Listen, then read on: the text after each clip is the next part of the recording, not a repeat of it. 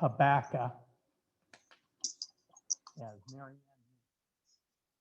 And he lived in some really very difficult times. And we sometimes feel like we're living in difficult times. And therefore, I think we can draw some wisdom from him, not just how to live, but how to live in a vital relationship with God, even when things are kind of sour in our world. And we've been following Habakkuk along, and we saw how he began by complaining to God. He didn't do it in a very humble way, did he? He didn't do it in a way that really recognized God's authority. He said, God, can't you see what's going on here? You know, I've told you, and you've done nothing. But God finally answers Habakkuk. And he tells Habakkuk, I've got good news for you. I'm going to deal with all the sin and injustice in your nation by sending the Babylonians to conquer you. Now, that was not good news for Habakkuk. Habakkuk is deeply disturbed about that. I mean, he's disturbed because it means a great deal of suffering for him and his people. But it also disturbs him because here God is supposed to be righteous. And how can this righteous God use a people who were so much more corrupt, so much more cruel, who didn't even pretend to worship God, to punish them?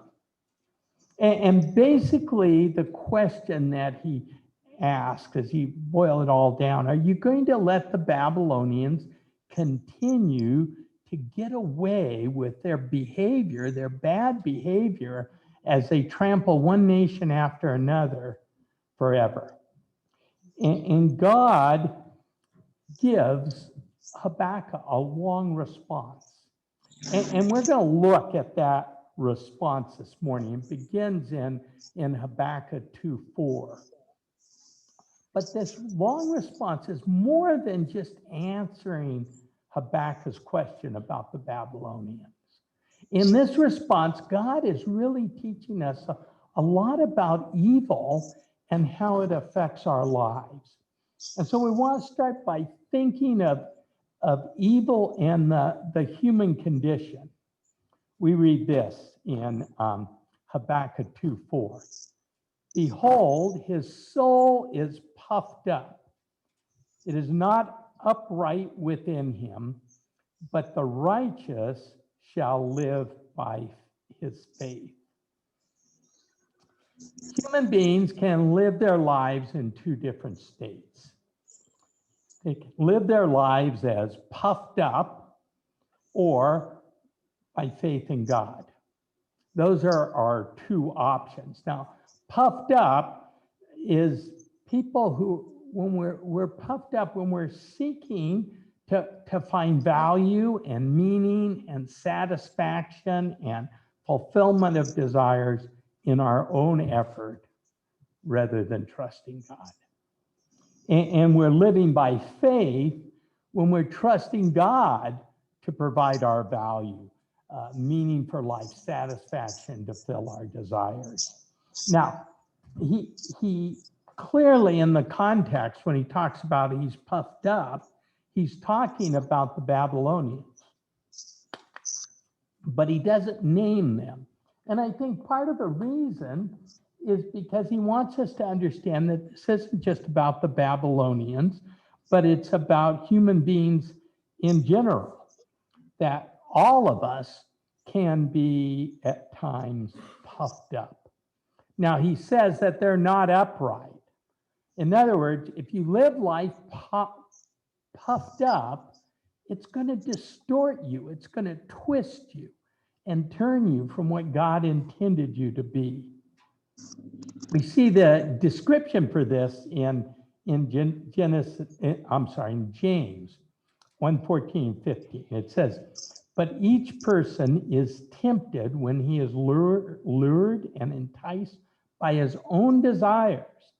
Then desires, when it has conceived, gives birth to sin, and sin, when it's fully grown, brings forth death. Now, desire isn't the problem. The problem is when we try to fulfill our desires apart from God. When we say we can do it, we can get it for ourselves, we can make it happen, and that ends up twisting us. We're all vulnerable to being puffed up. And the problem of being puffed up is actually illustrated in the very beginning of human history. You know, you go back to Genesis chapter 3. You remember, God had created Adam and Eve. He had placed them in this perfect garden. They had a relationship with him. They had everything that they needed. And remember, the adversary, the enemy, came, and what did he tell Eve? He says, you can have more. You can get it yourself. God's holding you back. And so all you have to do is violate the one commandment that God gave you. And that has twisted humanity ever since. We see the same principle illustrated in the life of Jesus Christ. Remember, after his baptism, the Holy Spirit led him out into the wilderness, and he had a confrontation with Satan. And every temptation wasn't anything that was bad in itself. It was the point that he could get it without God. He could get it without God. Now, Christ did not follow the pattern of Adam. And so Paul tells us that Jesus was actually the second Adam. This one did it right. He lived in faith to his heavenly Father. This process of being puffed up causes us to become twisted. We read this, and now in Hebrews 2:5, he explains he explains how this distorts our soul. Being puffed up distorts our soul. We read this. Wealth is treacherous, and the arrogant are never at rest. They open their mouths as wide as the grave, and like death, they are never satisfied. In their greed, they have gathered up many nations and swallowed many peoples. Now, some manuscripts have, instead of wealth, wine. And that's okay because they're both treacherous and they both lead us to arrogance.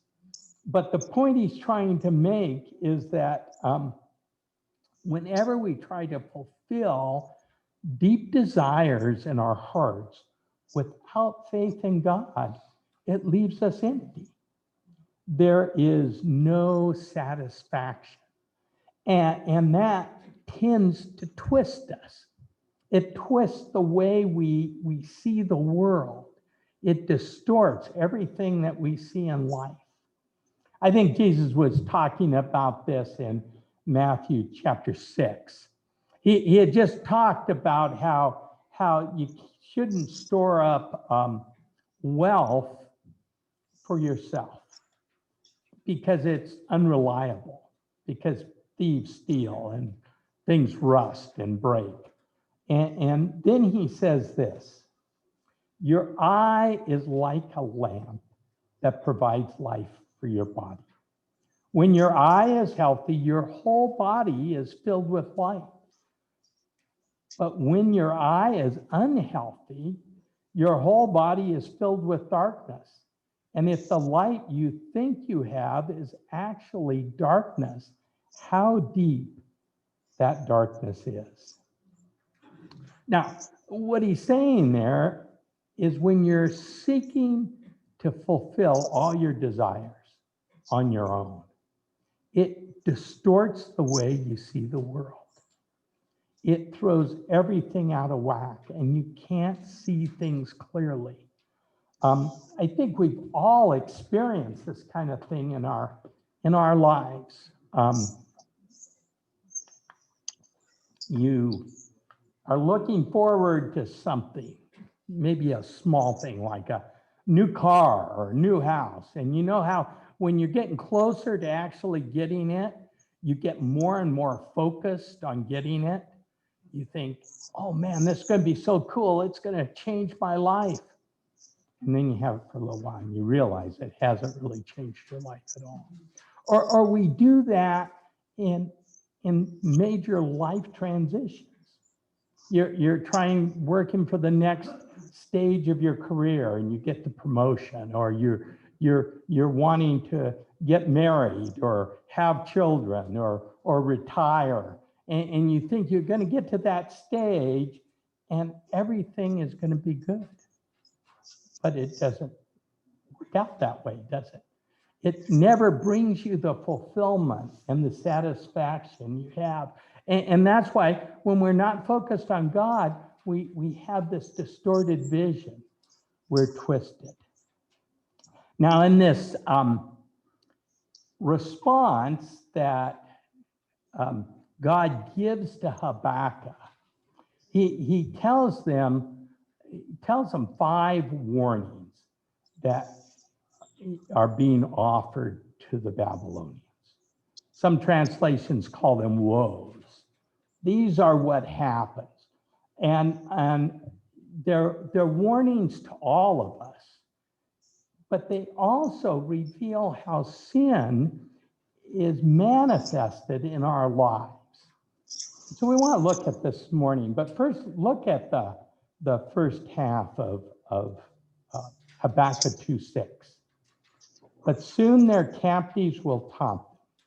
They will mock them, saying, "What sorrows await you, thieves? Now you will get what you deserve." Habakkuk was told to take this message he was going to get to God about how God was going to deal with these puffed up people, the Babylonians. And he was supposed to write it down and circulate it to everybody so that the people who were suffering would see these warnings.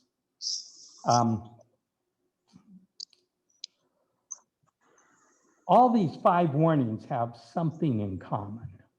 And that thing that they have in common, and I think this is true of almost all sin, it involves using other people or using things for our own glory, for our own fulfillment, our own satisfaction. And that's really at the heart of sin. And we all have found ourselves guilty of that at one time or another. Now let's look at each one of these. The first one is extortion. That's taking what you want by force or power. Look at this, again, the second half of verse 6 in Habakkuk chapter 2. Woe to him who heaps up what is not his own, for how long, and loads himself with pledges. Will not your debtors suddenly arise, and those awake who will make you tremble? Then you will spoil them, because you have plundered many nations. All the remnant of the peoples shall plunder you, for the blood of man, and violence to the earth, to cities and all who dwell in them. The warning here is clear that if your prosperity is gained by power, it's going to be taken away by power. You're not going to be able to hold on to it. You're going to suffer the same thing that you've dished out to other people. Now, I am sure that none of us here have ever sacked a city. Have you ever sacked a city? I mean, none of us have done the cruel, horrible things that the Babylonians were doing. But we have been guilty about using other people or using things to gain what we want. And Paul warns us about this power that wealth can have over us. He writes this in 1 Timothy 6, beginning verse 9. But people who long to be rich fall into temptation and are trapped by many foolish, harmful desires that plunge them into ruin and destruction. For the love of money is the root of all kinds of evil. And some people, craving money, have wandered from the true faith and pierced themselves with many sorrows. Now, sometimes people misquote Paul here, and they say money is the root of all evil. But that isn't what he says. He says it's this desire for money that is the root of evil. And so you can be really wealthy and have a desire for more, and you can be caught up in evil, or you can be relatively poor and have a desire for more and get caught up in evil. It's this hunger in our hearts, and it's not just money or wealth, it's this hunger for what we don't have that can often lead us into doing things we never thought we were capable of doing. This tendency to want to live beyond our means, for wanting more than God has given us and thinking we can get it, can lead us to doing things that we never thought we would have. And the antidote to this desire that we struggle with is generosity. Generosity is the antidote to greed. Paul writes this later on in 1 Timothy 6, beginning verse 17. Teach those who are rich in this world not to be proud and not to trust in their money, which is so unreliable. Their trust should be in God, who richly gives us all we need for our enjoyment. Tell them to use their money to do good. They should be rich in good works and generous to those in need, always being ready to share with others. By doing this, they will be storing up their treasures as good foundation for the future, so that they may experience true life. The Babylonians were not a generous people, but God calls us as his people to be generous. Now, the second manifestation that we see here is the quest for security. You go out and get stuff by power, and then you want to protect it. Read this, beginning in verse 9 of Habakkuk chapter 2. Woe to him who gets evil gain for his house, to set his nest on high, to be safe from the reach of harm. You have devised shame for your house by cutting off many peoples. You have forfeited your life, for the stone will cry out from the wall, and the beam from the woodwork respond. In other words, the Babylonians built huge cities with walls, and they guarded it. And Habakkuk is saying it's not going to do, God's saying it's not going to do you any good. And we have the same problem. In other words, we try to protect what we have, don't we? And we worry about losing what we have. And we stress out over it. And what we're learning here that it's not a better alarm system or better locks or anything else that's going to protect what we have. It's God who's going to protect what we have. And that's the difference between people who live for themselves and the people who live for God. Jesus told a great parable that I think fits in here. We find this in Luke chapter 12, verse 16, beginning verse 16. A rich man had a fertile farm that produced fine crops. He said to himself, "What should I do? I don't have room for all my crops." Then he said, "I know, I'll tear down my barns and build bigger ones. Then I'll have room enough to store all my wheat and other goods. And I will sit back and say to myself, 'My friend, you have enough stored away for years to come.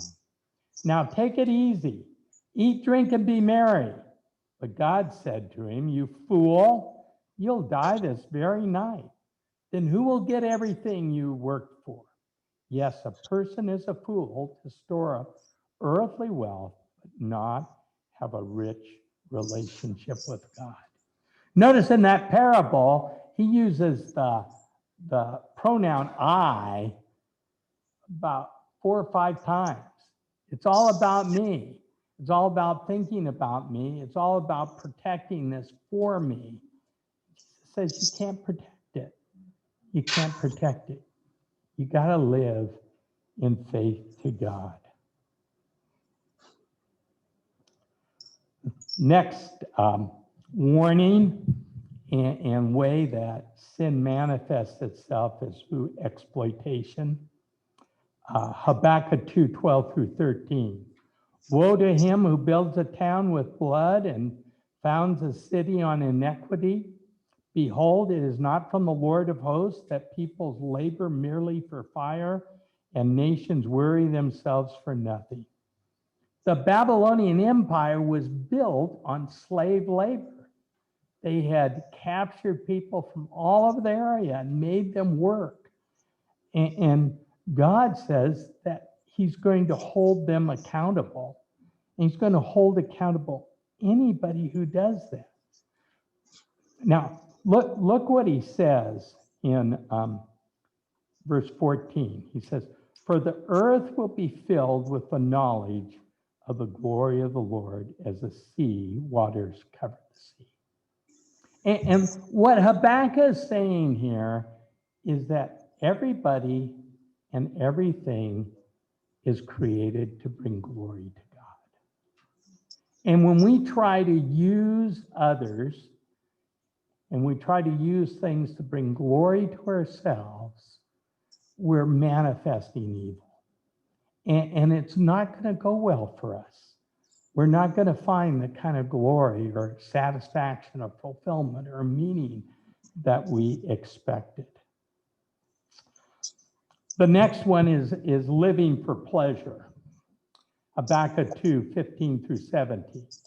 Woe to him who makes his neighbors drink. You pour out your wrath and make them drunk in order to gaze at their nakedness. You will have your fill of shame instead of glory. Drink yourself and show your uncircumcision.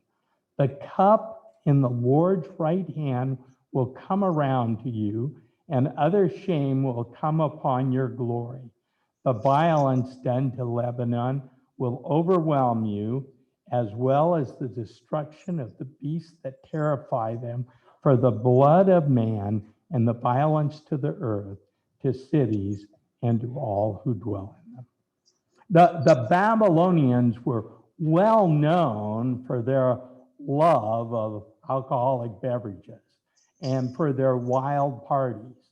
And they were able to engage in all this celebration, if you will, because of the sin and the cruelty of their life. And we're in the same boat when we live simply for pleasure. There's nothing wrong with pleasure. God created us for pleasure. But when that becomes the meaning of our life, we're going to be found empty. Have you known people who just simply endure life for the weekend or endure life for their next vacation? That's the kind of thing he's talking about here. Pleasure can never be the goal of life. The last one is idolatry. Read this in verses 18 through 19. What profit is an idol when its maker has shaped it? A mental image, a teacher of lies.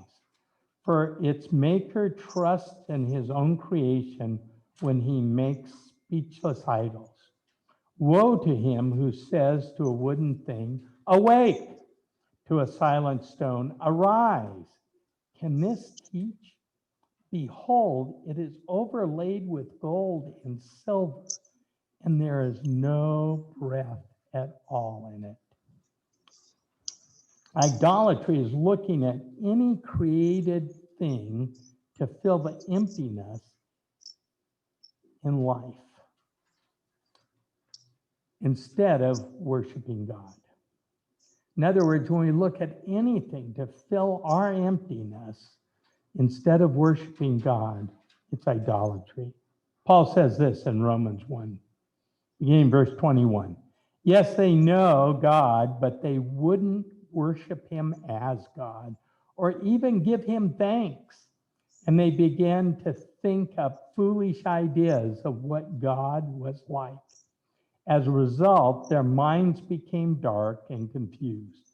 Claiming to be wise, they instead became utter fools. And instead of worshiping the glorious, ever-living God, they worship idols made to look like mere people and birds and animals and reptiles. Now, as modern people, we would not think much about bowing down to a statue or a rock. We probably wouldn't do that. But I think one of the ways that idolatry fills in our life is by distorting who God is. And I think Christians even do this sometimes. You know, that the cool thing about idolatry is they worship gods they thought they could control. People who practice idolatry believe that if they would offer the right sacrifice or do the right ritual or say the right prayer, then their God would do their bidding. And sometimes we do that to God. We haven't made a statue, but we've got this idea that if we'll do the right thing or please him in the right ways, then he's got to do what we want. And that's not true. That's idolatry. I think we see some of this illustrated in the book of Daniel. Daniel tells a story about a ruler of Babylon named Nebuchadnezzar. Daniel was actually one of the captives who were taken away after the Babylonians invade. And they train him to be an administrator in their empire. And he tells us that one day, the king of the Babylonians, Nebuchadnezzar, was walking out on his roof. And he says this, "Look at this great city of Babylon. By my own mighty power, I have built this beautiful city as my royal residence to display my majestic splendor." Now, we know that Nebuchadnezzar did not build that great city of Babylon, did he? He built it on the backs of all these other people who they conquered and destroyed and taken their wealth by power. And so God responds to Nebuchadnezzar. He no more says that. He hears this voice out of heaven. It says, "Oh, King Nebuchadnezzar, this message is for you. You are no longer ruler of this kingdom. You will be driven from human society. You will live in the fields with wild animals, and you will eat grass like a cow. 7 periods of time will pass while you live this way until you learn that the Most High rules over the kingdoms of the world, and gives them to anyone he chooses. Now, these 7 periods pass, and Nebuchadnezzar is restored to sanity and restored to his ruler. And he says this. These are the words of Nebuchadnezzar. He says, his God rule is everlasting, and his kingdom is eternal. All the people of the earth are nothing compared to him. He does as he pleases among the angels of heaven and among the people of the earth. No one can stop him or say to him, what do you mean by doing these things? And that's really how Habakkuk ends this kind of answer, this long answer to, this is how God ends this long answer to Habakkuk. He says this, but the Lord is in his holy temple. Let all the earth be silent before him. You know, that's really what we take away from this. No matter what God's doing in our lives or in our world, we need to be silent before him. I think one of the important lessons that we learn from Habakkuk is that humanity is not cleanly divided between evil people, people who are puffed up, and people who are trusting God. The fact is, you and I go back and forth all the time. At least I do. Sometimes I'm trusting God, and sometimes I'm puffed up trying to manipulate things to get what I want. And it's so important that we confess when we're living puffed up. It's so important that we allow God to speak into our hearts, you know, and find that little Babylonian that lives in there some places, telling us we should make the world the way we want it to be instead of trusting God. So before we close in prayer, I just want us to bow our heads and hearts. I want to just give you a minute or two just to allow God to speak to you.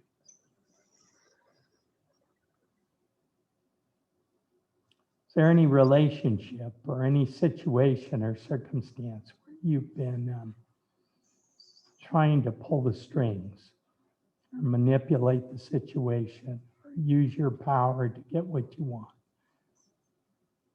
Just allow God to speak to you about that.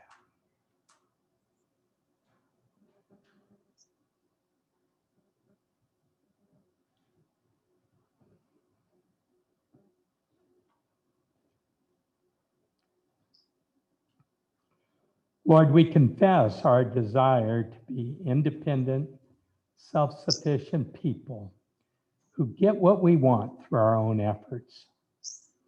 We confess that our drive to fulfill our desires often leads us to treat other people and things as if they exist for our glory rather than your glory.